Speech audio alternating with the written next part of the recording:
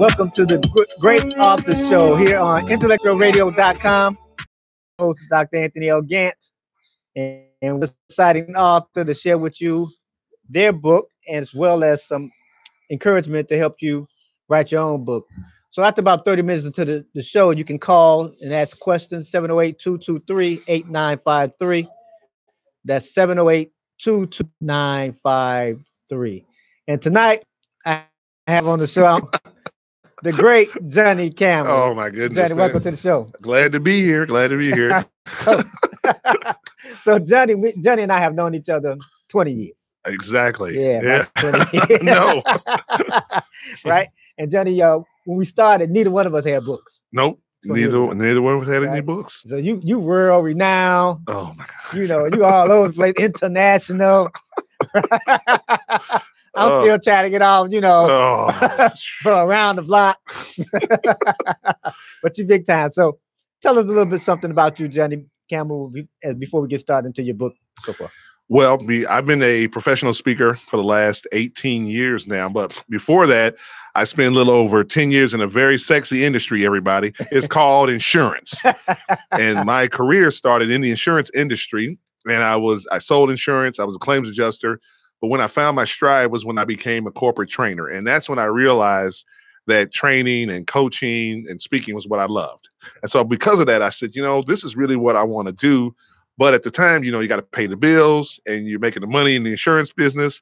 But these mergers happened and the company downsized. And when they downsized, it was like I got phased out. And then when I got phased out, I had learned all these techniques and things about how to help people deal with change when it happens, because I was a trainer. Right. And so I said, you know what? I'm going to take all these skills and I'm going to go out on my own. And I had a running joke to myself. I said, well, if I'm as a speaker, then work at the post office. I said, that's what I'll do. I'll deliver mail. How hard could it be? Just match up the mail to the door and don't mess up. Right. And so, but here we are 18 years later. My message, my topic is all related to change and how to deal with change, how to manage change, and how to create it in your life. I like that. But 10 years in insurance, man, before I ever stepped foot in being a speaker. Yeah, that is a sexy industry. I kind of played around that industry too, being real sexy with that insurance. I know. So let's talk about some of the other things you've done, and we're gonna get more into the book. Mm-hmm. Because obviously, sometimes people think that it's easy, right? And obviously, part of the show is to encourage people, but also be honest, and real with people that this thing is not easy. Right. It's a lot of work.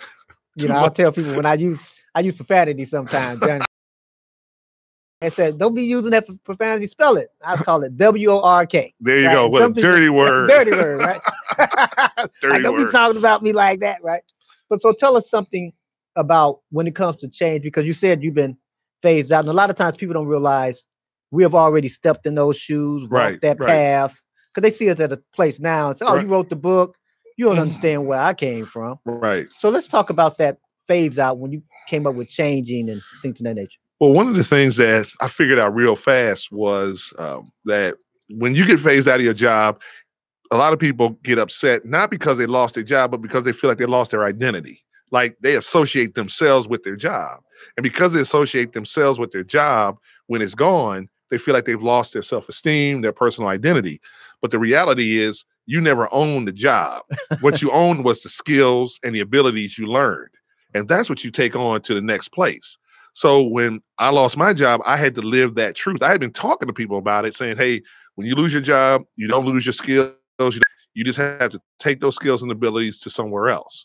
And for me, when it happened to me, I thought about going back into corporate America, but then I said, you know what? I'm going to take what I've learned and I'm going to use that to build my own business. And I actually documented everything I did dealing with that change when it happened to me. I just wrote everything down, how I felt, what I thought, how other people were coping. And then I started developing strategies around it. And those strategies, I started to help people deal with change. And here's one for all the listeners. It's no secret people don't like change. You know that, right? They don't like change. That's right. And I'm like, you know what? You're right. You shouldn't like change, because change is an event, a situation, or a thing. It's not you. People don't change. People either get better or they get worse. That's true. Change is an event, a situation, or a thing. You do not change. You either get better or worse, and you make transitions to and through change, but you're not change.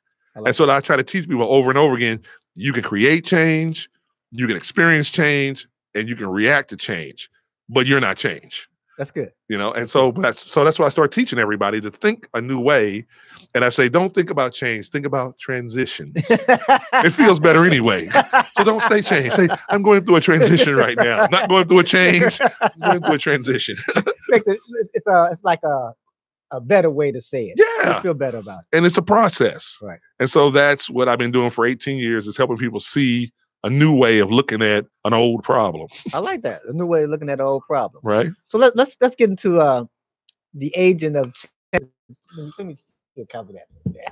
The agent of change. Hello. Right. Right. And top secret. So let's talk about the book a little. Sure. Okay. So what inspired you to write the book? Really, it was the fact that I watched so many people struggling, trying to get through change, and organizations trying to initiate change. Okay. And so I started realizing that people needed some practical strategies and tactics to cope with change, but also move people through the process. So I started developing all these techniques on how to get people to see change in a new light.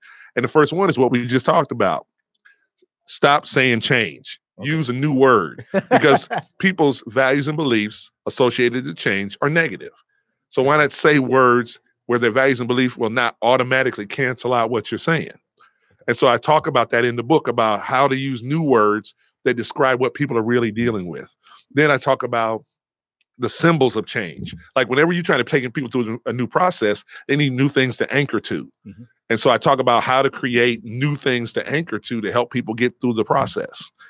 And so so the book isn't a book of stories. It's a book of strategies and tactics on how to create change and help people get through it. Okay. So people look at my book and it's like, well, it's kind of thin, Johnny, because it's full of answers. That's why it's thin. I ain't on stories. I got one story at the beginning. The rest of the book is answers to the problems. Right. I'm glad you brought that up, because a lot of times people think the thickness or the thinness of a book validates the value of the book. Right. Yeah. And I always tell people, until you write a book, right, whether it's 50 pages or 500, until you actually do it, right, I don't care what the page count is, it's still valuable. Right. And the value, look, the cure for cancer on a napkin, I can charge you millions of dollars for that. Ain't nobody gonna ask me, it shows thin, Johnny. You sure that's the cure? Look, here's the formula. Now that'll be $1 million in cash right now. Right. And people will pay it because it's the answer. I think a lot of people are looking for answers. Right. And that's why you don't need a thick book, but you do need a book that actually helps people get from where they are to where they want to be. That's true. So let's ask this question. So a lot of people don't like change. Right. And what do you think is the biggest thing or the biggest fear about the change? I know we said something about identity. Right. But what do you think is the biggest fear? It's loss. The reality is, when people hear change, they immediately assume they're going to have to lose something in that process. Well, and a lot of times I guess based on how they look at it, they do. They lose their job. They might lose my house, and I might lose my car, right? Right. They have to, but what I want them to do is understand that you're not losing. You may have to let go of something in order to have some new thing. Okay. But a lot of people just have a true fear of loss. Like, this change is coming. I might lose my job. I might lose my income. It's that change is they always have that fear that something's going to be taken from them. Whereas when you look at something new occurring, you say to yourself, I'm in the midst of a transition, and I'm going to have to let go of what I know right now in order to have something I've never had before.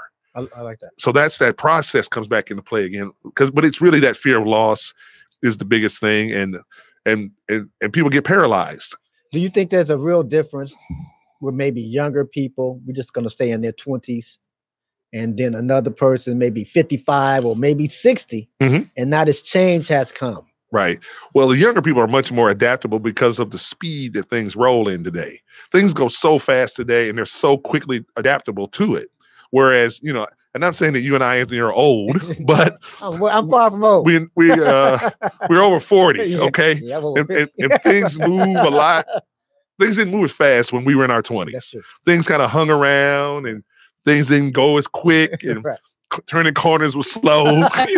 Now it's at the speed of light. That's true. And so for us, it can be difficult to deal with change because we remember how it used to be and we can recite how it used to be. Right. And now technology and everything, like when I went to college, I was using a typewriter.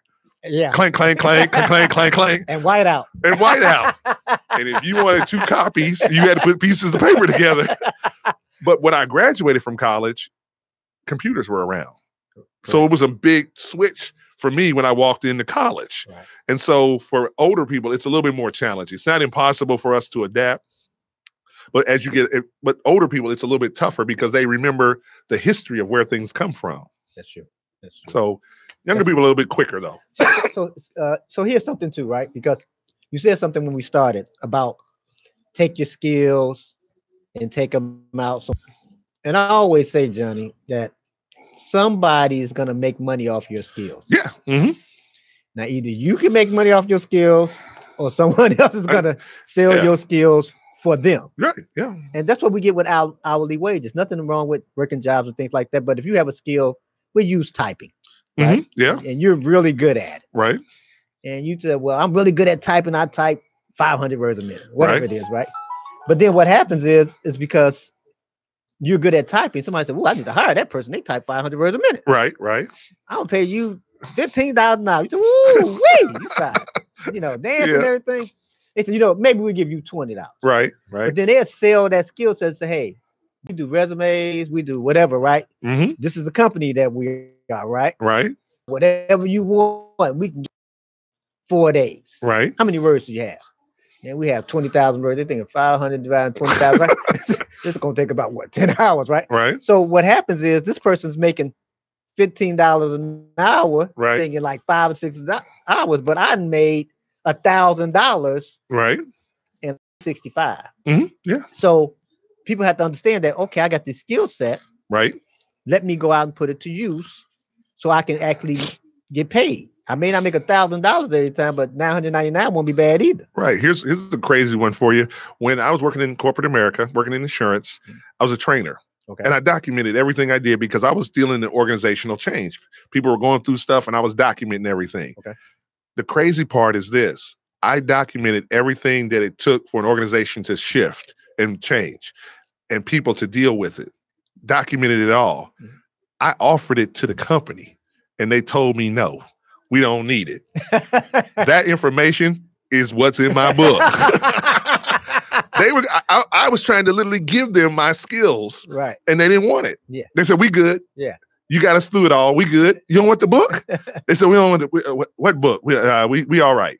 And then they phased out my job and I looked in my drawer of my desk and said, yeah, I'm all right now. I'm all right. Right. And that became the basis of my programs, became the basis of my books I've written. All the stuff I did at the company. And they never wanted to keep it as their own. They let me, I walked right out of there as my intellectual property. Yeah. And that's the interesting part about it because obviously one of the business you and I both reside in is the speaking business. Yeah. Mm-hmm. And I always share with people that when you know how to find a problem and find answers to the problem, mm-hmm. get real good at instructing people how to apply your answers to their problem. Right. Yeah.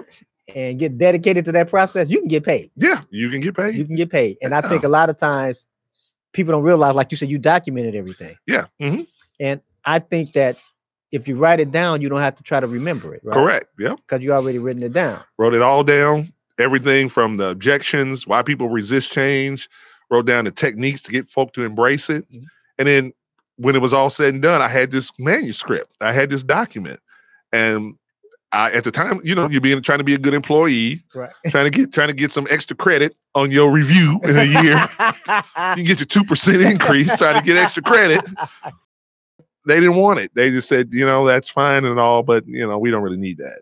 And then, like I said, little did I know that months later I would be phased out of my job, and that would be the cornerstone of my own building. Do you think if you wouldn't have gotten phased out the job, you'd have went that route? You know what? I think I would have, because I had a fear in my heart too, just like anybody else. I'm working a job, I'm making a little over $60,000 a year, and I'm feeling good about myself. Right.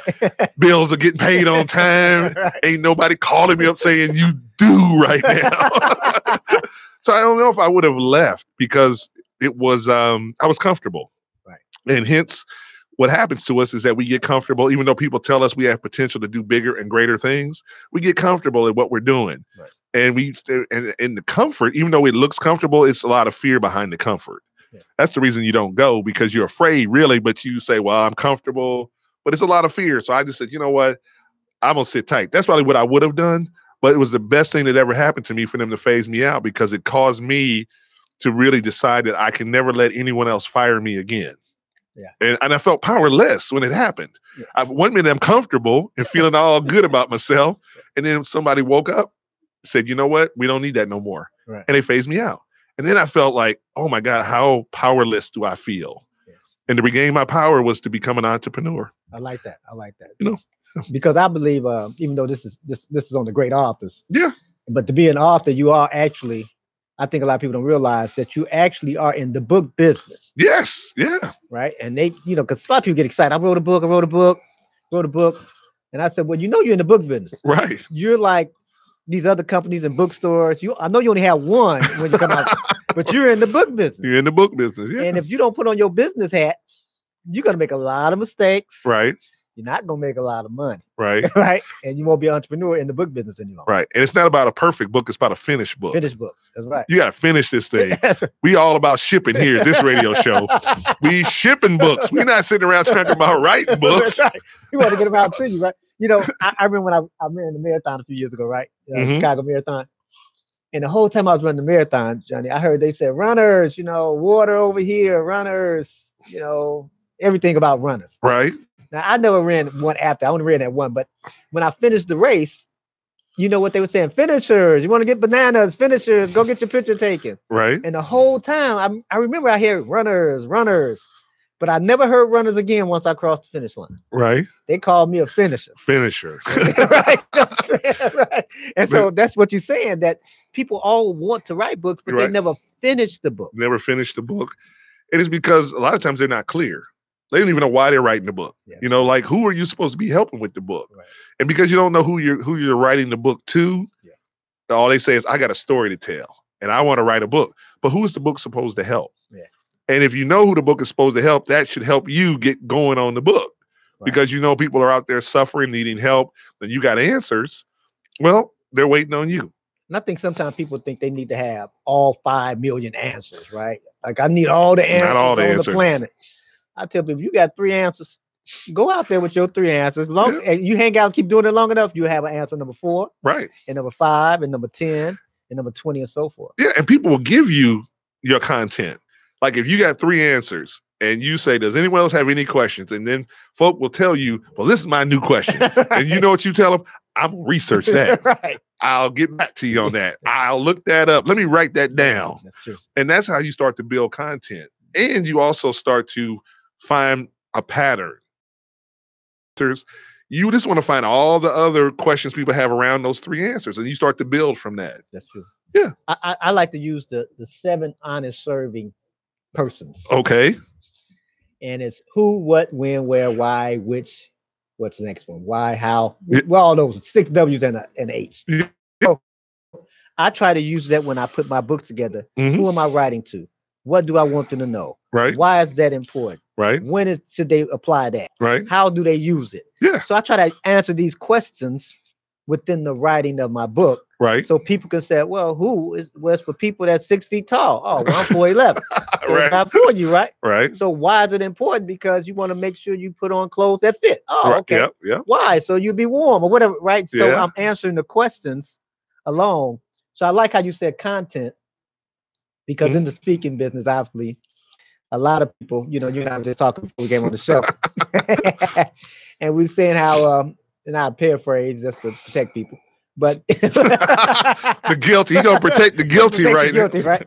But and how we saying how how a lot of speakers go up there and they're talking, but they have nothing, like no content, right? So people can take a piece of them home with them, right? Mm-hmm. And why do you think that? Do you think that is because they're afraid to come up with content, or what? I think that it's a little bit of fear, but it's a lot of people are very self-conscious about their work. They don't want to be criticized. They don't want to be told it's not good. So they get afraid to write. And then a lot of people just have a fear of writing in general. Let me tell you something. I don't write. I scratch. I just write. I got piles of chicken scratch, Right. but I do have a recorder. I record all of my stuff. So when I write a book, I don't write a book. I actually record it and then get it transcribed. Okay. And then when it's transcribed, then I get somebody else to clean it up. And the goal is to eliminate the typos and errors, but it happens. Sometimes it happens. And the finished book is a finished book. I tell everybody, we'll get those typos on the next one. That's right. We done edited it twice. What do you want from me? We'll Right. get it on the next one. And the interesting, a lot of times you can have a mistake in your book, Mm-hmm. and you see it after you write the book. Yeah. And people read the book and they like missed the mistake. You're like, you didn't see that. Right. Right. Yeah. They're talking about how great page 55 is. It's like, but did you see the mistake there? I mean, the comma that wasn't there. Right. So I like how you say that, just finish the book and scratch. When I first started writing books, Mm-hmm. Johnny, I didn't know. I was one of those people that got around a group of people. We all talked about it. Right. Man, you ought to write a book. Ooh, you ought to write. Man, what you just said, man, you need to write a book. So I had this group of people, man, that I was around. And all we did was kind of like pat each other on the back. Right. And say, man, you need to put that in the book. And you would say, that's what I'm going to put that in the book. Right. Walk away from that not knowing what you're going to do, right? So I started journaling, right? Mm-hmm. Just putting the things in this journal. And as I started journaling, I realized I was writing a lot. Yeah. Not trying to write anything. Just, man, that was good. I thought about that. Let me write that down. Ooh, that was good. And just keeping up with it that way. And I think a lot of times people don't realize they know more than what they think they do. Right. But they have to, like I said, I write, but it's all chicken scratch. It's just it's scribbled on pieces of paper. Right. But I take the pieces of paper and I assemble them in some type of order. Okay. And then you start to realize all your thoughts and all your ideas, all of this stuff becomes the book. You just don't know it when you're doing it at the time. Mm-hmm. Like someone talks about success or vision and you have your own opinion about it. Well, you write down your own opinion about it and you move on. And you just keep doing that over and over again. And next thing you know, you realize you created your own little manuscript that way. Right. Then you pay somebody to clean it up, or you get somebody to do the editing of it. But that's how I've created it mostly all my books. Just starting from chicken scratches, just on a piece of paper, back of a receipt for a bill. Right. And I just say, well, I got a bill, but I'm gonna write on the back of this because this will pay it one day. Right. So how many books have you written now? Five books. I had the opportunity to write a couple of books within a marketplace. So they never really got to the public. Like I wrote a book inside of the insurance industry, another book inside of the actual promotional product industry as well. So these are books that I had wrote that were within an industry. Okay. So I said, and they were willing to pay. So I said, hey, if you paying, I'm writing. Right. And I wrote books. So 2 books were written for that. The other books, my first book was a quote book. That's right. It was. Yep. It was called 100 Quotes to Help You Make the Transition to Your Destiny. And only 10 quotes were my quotes. The other 90 were dead people. I start the chapter with my quote, give you 10 dead folk. Then I come back on my quote, 10 other dead folk. And I had 100 quotes. Right. So I did. That was my first one. That was right. And then I had another book called Move On, Your Life is Waiting. And in that one, really my first stab at trying to create my own personal book. So the thing about writing books also is if you're a pure, I was about developing my own philosophy about life.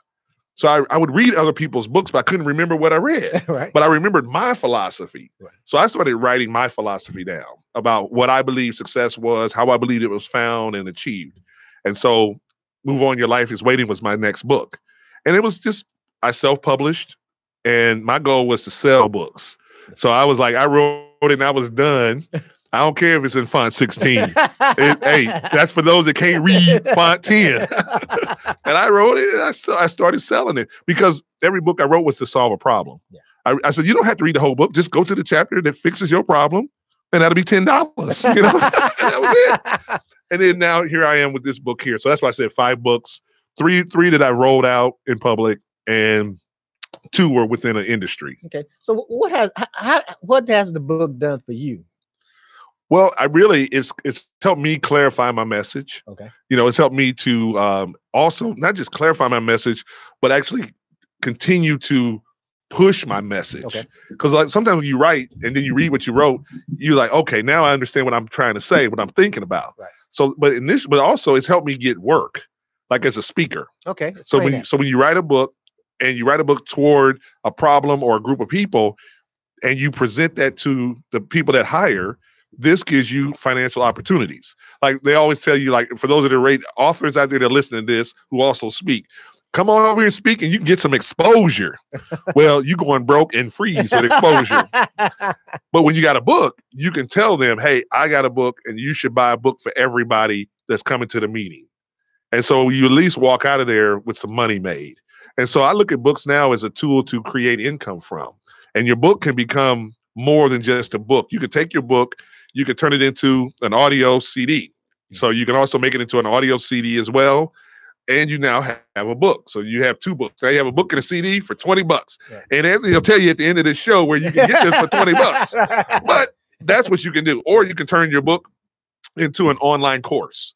Or you can turn, so there's a whole lot of things that can happen from a book. Right. And also, you yourself can talk about your book, and that can become your speech. So you have your regular speech, but then you can talk about what inspired you to write the book. Yeah. But it's all about creating income and revenue streams from it. I like that. I like that. You always tell speakers that all the speaking business, because you and I, again, right. We've been here a long time, right? And the speaking business, I found out the first 10 years of being in the speaking business, right? Right. You want to tell you how much money I earned? How much is that? The number before one. Oh my God. I made a whopping zero. Right. And was doing all the stuff that people said, do, go over here, speak for free, go over here. Yeah. And then I was somewhere speaking and I had my notes. And I realized I'm looking at people while I'm speaking. They're trying to take notes. And I know I talk kind of fast, right? Right. But even when I talk slow, it's just too much. They need to listen quick. They need to listen quick. Talk fast and listen quick. You got 2 ears. You need to listen fast. Right. So I realized, you know what? If I had this in a book, they wouldn't have to work so hard. Right. Because I will have all the information they're trying to take notes on. I have that information for them already. Yeah. And all they have to do is like, what chapter is that again? Right. Chapter 4? Okay. And they can just go back and refer to it. So I realized in the speaking business that if you don't have, everything starts with the book. Yeah. It's the statement, even though I wasn't here when this happened. It said Africa is the cradle of civilization. Right. And all life started in Africa. Now, I wasn't here when that I'm going to go ahead and go with that, right? And what they mean is that everything started there. Yeah. And I tell a lot of speakers and people in business that your life, a whole new life, a changed life, right? When you come out with a book, because now that's the anchor. You can, so you can do an audio program, you can do a video program, you can do an actual whole workshop. All these different things can happen. And it separates you in the marketplace. It does. There's a lot of speakers. There's a lot of authors out there. But the thing about being a speaker first and then an author is that this separates you from everyone else that says, I do motivation or I do self-esteem or I do, I'm powerful on stage, Johnny Campbell. Well, you ain't powerful without no book in your hand. You're just talking. But that book separates you out and it gives you a level of credibility and it shows your expertise. Like, you've thought about some things when you write a book. That's what you're telling people. And for the authors, it's the reality is you have to do what Anthony's talking about. You have to accept that you're in the book business, not the book writing business, but the book business. If you want that book to pay your bills one day, then you got to be very strategic when you write a book. If you're just saying, I'm just a pure author, then you must write with intention that you're going to put this book in places where the people who really like your type of content are. And you're going to have to start going online with your book. So not only do you have it as a physical book, but you have it as a digital book as well. True. That's true. And that's the thing, because once you put it together, you can sell it in because you're the owner of the book. Yeah. You can sell chapter 1 to this one group of people. Yeah. That might be all they want to need is chapter 1. Yeah. You can turn chapter 2 and 3 into the next seminar. Yes. Yep. Right? Absolutely. So you can do all these different things with the book. And that's what I like about it, because, they call us an author, right? Right. And you and I have, we talk a lot of times, and I won't say their names on, on air. The guilty. The guilty, right. But, when people come out with a book, and they may be a celebrity, and they come out with a book, and then people start considering them the authority on that subject. Yeah. Mm-hmm. Now you said, wait a minute, I knew that person as an actor or a ball player or whatever, right? But then once they come out with a book, right, the marketplace says this is the expert on this particular topic.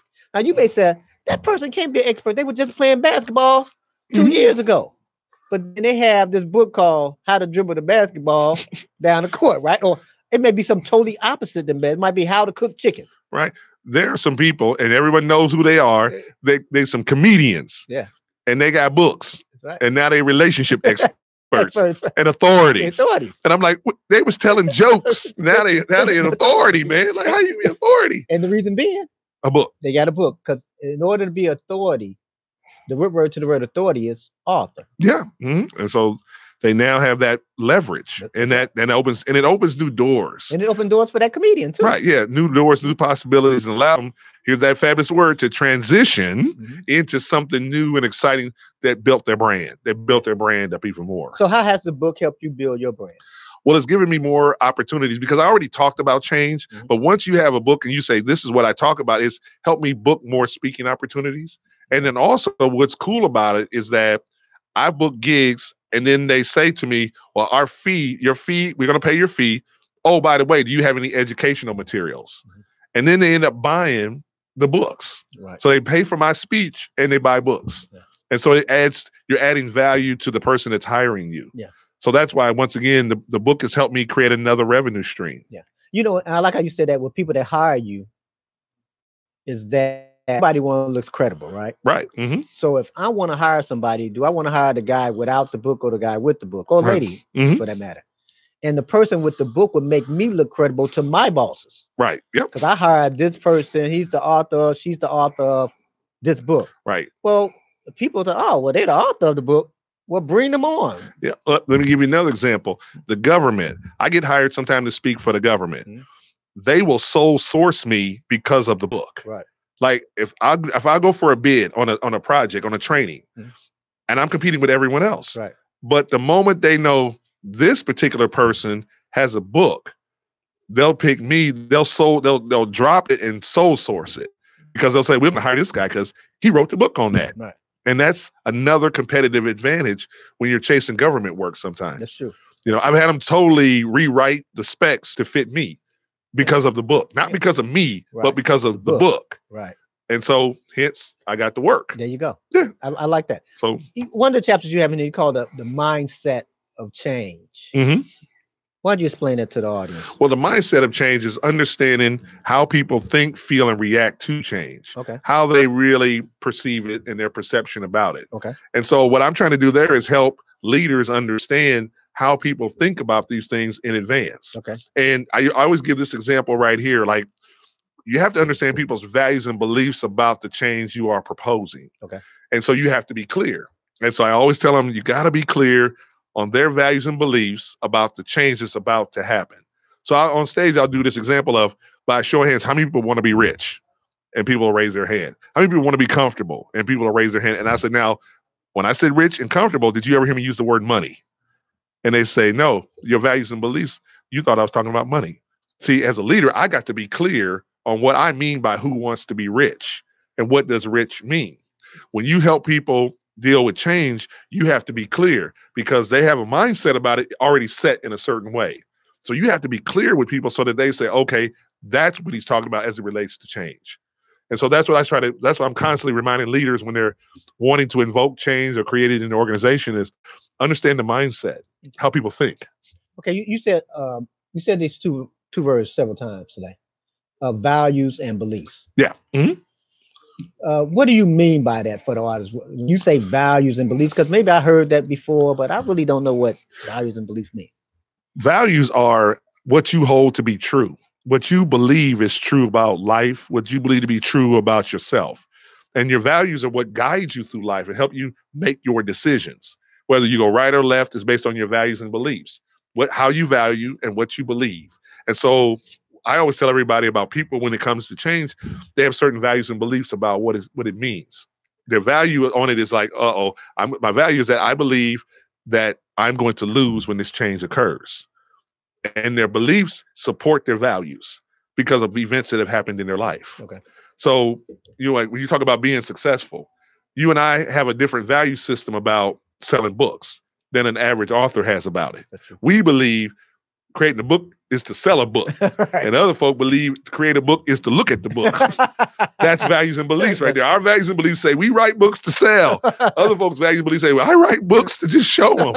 And you see what I mean? That's really, to me, what values and beliefs come down to. Okay. Is how you put a value on it and what you believe about it. Okay. Yeah. I like that. Because when you look at it in another sense, using that example that you just gave, that a lot of times people may say, I think the way you even publish a book has something to do with your values and beliefs. Yeah. Yeah. Because even though you wrote it, you and I, since we look at this as a business, some avenues we're just not going to go down because it doesn't fit our values and beliefs. Exactly. Right. Like, I need to pay paid tomorrow. Right. I wrote it today. I'm looking to get a check tomorrow, man.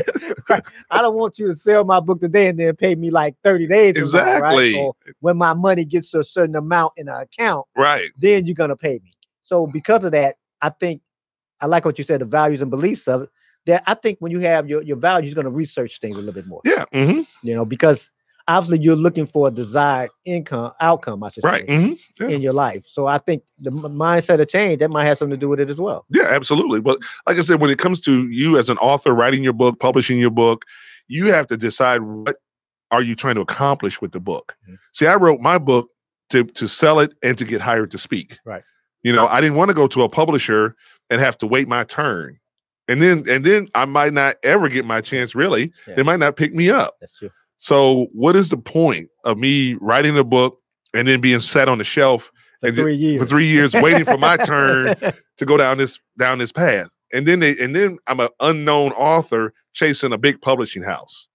And publishing houses are very clear that not every book they publish makes money, but enough make money to keep them in business. That's right. Because they may only publish, a large publishing company, they may only publish 10 to 12 books. Exactly. And they're betting on those. That's right. And they know maybe 3 or 4 won't really do that well. Exactly. They won't make no money. Right. And they'll depend on the other books to make the money, to make the money back. So you as an author, I'll tell you what, if you're an author out there and you're listening to this right now, here's what you do if you really want to get a big publisher to notice you. You go out there and you sell 10,000 books on your own. That's right. And then you go over to them and show them the receipts that you sold 10,000 books. Right. And they will at least look at you. Right. Like, because they'll say, well, this person is willing to hustle.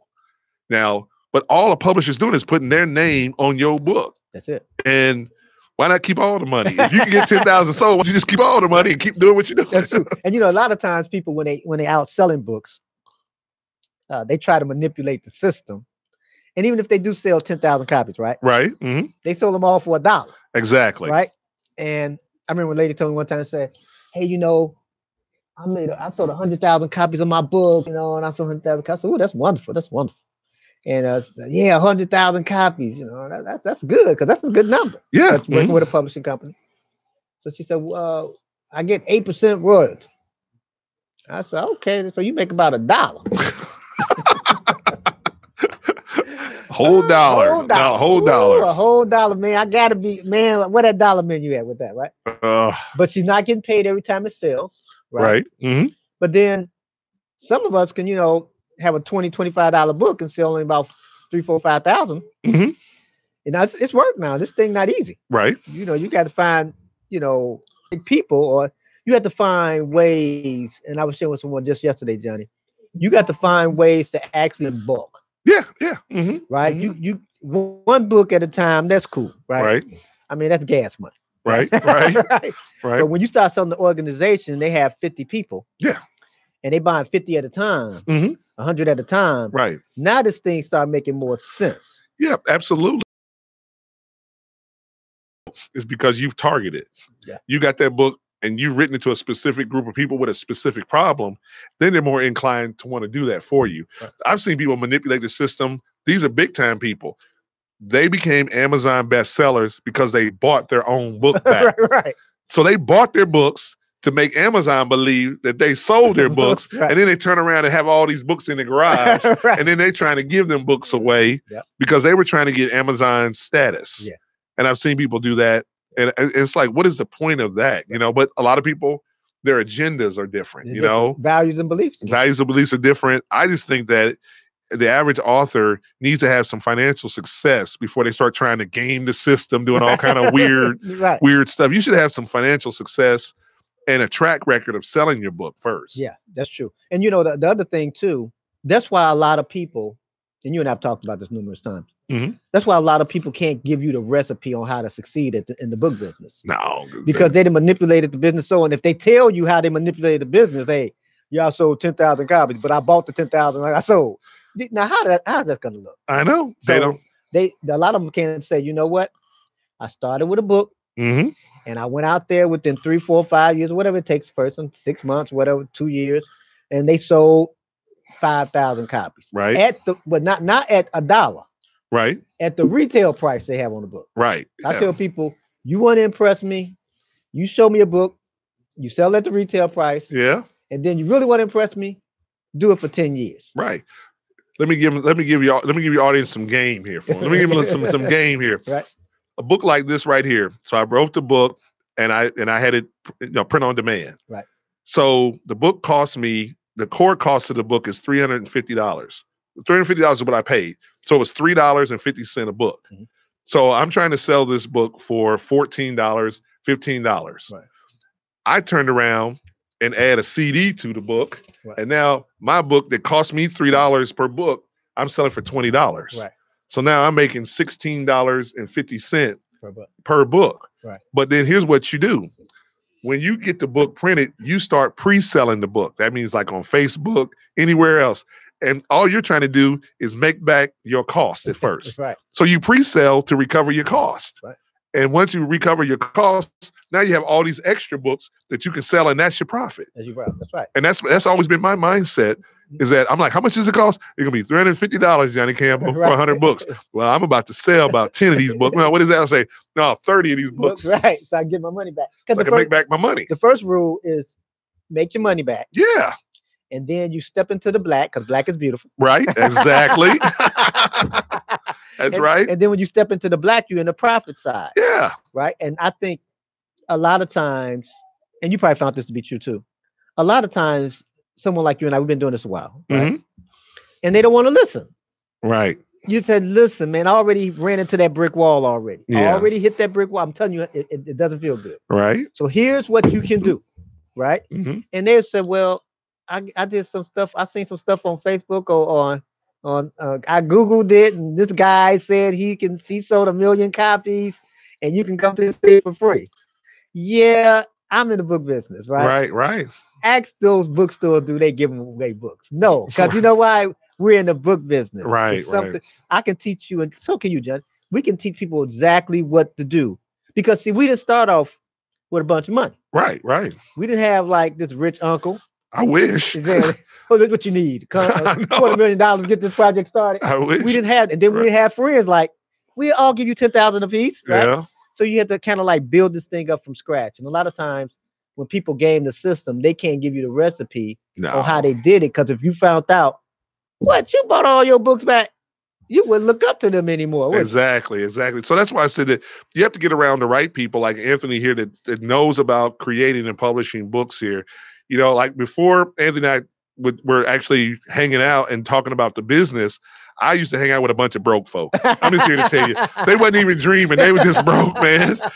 And, you know, and that rubs off on you, man. And you start to tell yourself what you can't do as much as what the reality is. When you write a book, create a book, it's about your resourcefulness. If you want to get that book sold, then pre-sell a book. But no one ever told me that. It was like, no one said, Johnny, go out, get the cover of the book made and sell cover. Right. And then take that money and then produce the book. Right. No one ever told me that. I had to learn that on my own. See, that's invaluable. To pre-sell. Because people are talking about, well, once I get all my money together, then I can get my books. No, once you get the book cover done, then you'll get all your money. Right. And you know, and you know what it shows too, that a lot of times, because this is another skill set, right? Yeah. That if you don't know how to sell books or know how to sell anything, mm-hmm. You said it, get around the right people. That's most important. And I think the reason why people don't really do well is because they don't get around the right people. They want to stay in the same place with the same people. And, you know, you and I talk a lot. I always try to make sure that I can find new people. Yeah. And here's the reason, the main reason why. Because if, we're friends, so, we talk for hours, right? Right. But if you talking to someone, say, buy my book, right? Hey, buy The Agent of Change, right? Right. You went to Joe, buy The Agent of Change. Joe said, man, okay, it's the first time you said, you seem pretty excited. Joe said, man, get back with me. Then you go back next week, Joe, buy the book, Agent of Change. Well, Joe, okay, get back with me. Now, about the 7th, 8th time, you have come from 10 way down here, because it's like, Right. Joe, what you gonna do? You Right. didn't get a little slack. So I tell people, if you really want to get good at selling something, always try to find new people, because you're at a 10 all the time. Right. Because it's new to you. This is the first time they heard it. Right. Right. And so a lot of times people say, well, I got all my family and friends gonna buy my book. Yeah, right. Yeah, I try to tell them, because they think their family and friends are different than my family and friends. Look, right? Your book is like you trying to sign them up for network marketing. No. Right. But then you will have relatives that will buy the book because they can't believe you wrote a book. Right. They will see where they are in it. Right? I know. Did you put me in this book? No, I didn't put you in the book. You ain't help with the book. But they will. But so you have, when you're trying to talk to family about that kind of stuff, one side you will find people that will support you, but a lot of times folks just sit back and watch, man. Right. They don't really. So that's why it's right about finding new people. Yeah. And then here's something too. Like, I don't take it personal that someone, a family or friend, don't buy a book of mine. Right. If I want to be really authentic, I would rather you only buy what you feel you need. Yeah. And if I don't have it, I'm good with that. Right. You see what I'm saying? So if you may not want to be an agent of change, right? Right. Say, whatever, right? I don't want to be an agent of change. I'm not gonna take it personal. You might want to know how to cut grass. Right. Mm-hmm. Well, I didn't write a book on how to cut grass. Right. So I don't even want you to spend the money, because I wouldn't tell my family and friend, like, hey, spend money on something you don't need or want. Right. So, well, if my book is something you don't need or want, I'm good with that. Right. Because I only have, I learned this in real estate. I said, well, I heard about, because I started young, right? So most of my friends wouldn't think about buying houses because they 20 something. Right. So I realized even at that time, Johnny, that I had to get around people that had what I need to sell. Yeah. Mm-hmm. And I think a lot of times people don't realize, even if all my friends would have bought, there's still 8 million people in your surrounding city or state, right? Mm-hmm. You don't need all 80 million people. You only need about a good 50 to 100. Yep. Right? You could build a business on 1,000 people. 1,000 people. 1,000 people constantly buying what you have to offer. If you're a writer and you're always writing, you could get 1,000 people and build a substantial amount of money. Yep. Just on 1,000 people who like what you write about, that's typos and all. That's right. And they love you. It can open you up to newspapers, magazines, all type of people want you because you're the author of the book. Mm-hmm. And like you said, 1,000 people. I always tell people, get to 1,000 people. Mm-hmm. But just get to 1,000. Right. And learn how to take care of that 1,000. Right. Mm-hmm. You'll do just fine. Now, it may take you, if you want to move real slow, find you 250 people a year. Right. Mm-hmm. 20 people a month, pretty much. Right. That's one a day. One new person, just start taking care of them. Yeah. In about 4 years or so, you got this 1,000 people. Yeah. Get them on the email database, start a Facebook group dedicated to them, and just take care of them. And if 10% of them buy every month, that's 100 people. Yeah, that's 100 people. Now, how about if you get 2,000? Right. And heaven forbid if they really like you. Yeah. Like they believe in you, like you're starting a movement or something. Right. And they will, you can do it as an author, you can do it, but you got to think like a business person. You can't think like a writer. Once the book is done, and say, I'm going to think like a business owner right now. And the book is my product that I'm offering to people. That's good. And that's really the mindset. Like, and getting around the right people is all about getting around the right people. Like here in Chicago, in 2013, I was the president of the National Speakers Association for the state of Illinois. Right. And one of the biggest things that I used to tell people was it's called NSA, National Speakers Association for Illinois, is the place for the one. Opportunity, networking, and education. And as the president, I used to always tell everybody, opportunity. The only reason you here is the opportunity to sell your stuff and get hired to speak. Right. Networking. We only networking to sell our stuff right. and get opportunities. Education. All we learning is how to sell our stuff and get education. Right. Because I did that because that was the missing piece to my authors and to my speakers. They had all the other skills, but the one that mattered, which was the ability to sell. That's true. And so you said that was in 13. You was in 2013. Chicago. Yeah. Right. So you flew in from where now? Because you're not in Chicago. You don't Nah, in Chicago anymore. So I done messed up and fell in love, man. So I actually live in Orlando, Florida. I got married, and my wife and I live there, and she's from there. Right.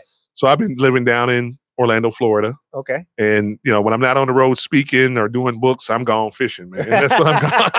I'm gone fishing. So, but that's where I'm at now. And I want you to say that because obviously that I interview people from all over the country. Yeah, absolutely. Because sometimes people think, oh, they just must be local, right? Not realizing that people like you and I tell people you got to understand the difference between a person that's a door, right, and a person that's a wall. Right. Mm-hmm. Now, I'm a door. Yep. You come through me, I'm opening up something so you can get connected with other things, other people. But some people are just brick walls. You just run into them because they don't want to give you any information. They want to become resourceful.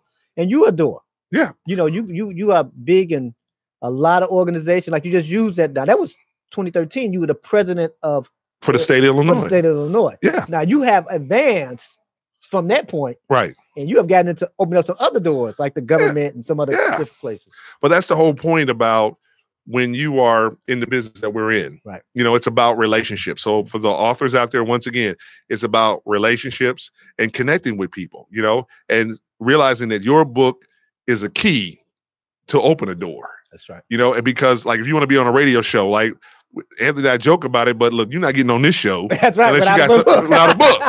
But I got something to say. We don't want to know what you got to say until you put it in a book. You put it in a book, then you want to hear what you got to say. Then we can talk about it. Right. So I'm in town in Chicago. I'm here for a convention, for a conference, and I'm one of the speakers. But I have a relationship with Anthony. We're close. Mm-hmm. And this is a door. So I'm in town. I'm like, why not be on the radio show? If he can have me on, that's right. And I got a book, why not be on the radio show? So once I got done speaking, I got brought over here to the station to actually do this. That's right. But the book is the key. That's right. And the book, along with building relationships with people that also gives you access to opportunities. That's good. Johnny, we got a few minutes left. So tell us, how can we get in touch with you? To purchase the book or call you or email. How do we get in touch with you? You can email me at johnny@transitionman.com. That's my email address if you got any questions. If you want to buy, johnny@transitionman.com. That's how you can email me. If you want to get the book that comes with, but wait, there's more, the audio CD for $20, you go to riseupandwin.com/change, CHANGE. That is riseupandwin.com/change. Over there, you will see my melodious voice and face telling you about buying. And don't be offended because you're there to buy, so buy. But riseupandwin.com/change. Okay. And you have online courses on there? Yeah, on there as well. If you go to the riseupandwin.com in general, you will see a link that takes you to the online courses. Okay. And mine are really on presentation, marketing, promotion, and sales. And being a professional speaker, that if you really want to master this art of authorship, then I want you to make sure you go with my friend here, Anthony Gant, and just really work with him, and he'll give you the straight scoop. I'll be a terrible coach on this. I'll get aggravated with you and hang up on you. He will work with you on your book writing skills. I'm not going to help you. I'm going to just say, look, you're bad, and I don't want to talk no more. But if you want to be a speaker, then I'll help you with that. I have a little bit more patience. That's good. Because in doing this, obviously, we run across a lot of people, right? Right, yeah. And wanted to do this. And people don't realize, we earn money from doing what we do. Mm-hmm. But the driving force is serving people. Yeah, absolutely. We really like helping people in what we do. Yeah. Because we know how hard it is to get there. So I'm glad you came to the show. I know I got to pretty much wrap it up. Okay. I'm out my last few minutes. But again, it's The Agent of Change. Also, the book will be available on unknowngreatness.com as well, so you can purchase it there. Again, Johnny, give me your information one more time. If you want to buy the book and the audio CD, which is called The Power of Resiliency, that's the audio, go to riseupandwin.com/change. That's riseupandwin.com/change, where you can get the book and the CD for $20. Sounds good. With shipping. That sounds good. So I thank you all for taking the time to look at and listen to the show. And great authors aren't born, they're made.